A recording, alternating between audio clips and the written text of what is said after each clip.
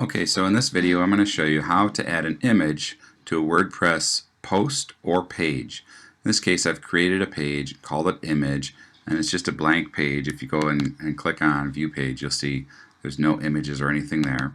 So what we want to do is right here, right now there's no text on the page, so if I just wanted to add an image, I would click add media and then upload files and select files.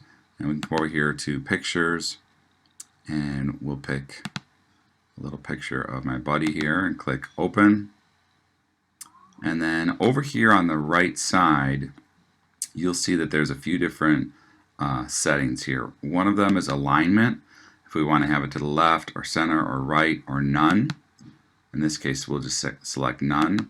And then link to, we can either link to the actual picture of the photo itself, or an attachment page, or a custom URL. This could be an affiliate link or a link to somebody else's site, or none. And we'll click on none right now. And then for size, we could do full size, large, medium, or a thumbnail. And we'll do medium for now and click insert into page. Now when we click on publish, we come back over here and we refresh the page, you'll see there's a picture of my little boy. Now that's how easy it is to add an image. Same thing works if we're using a post.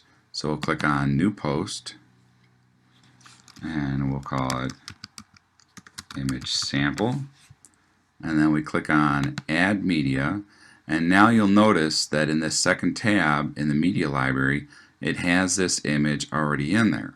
So instead of clicking upload file, we can click on this tab for media library, select it, and then click insert into post.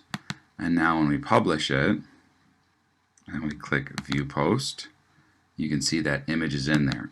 If you click on it, it'll show just that image up close, and it's actually a really large image, which is why it takes a second for it to load. So that's it. That's how easy it is to add an image.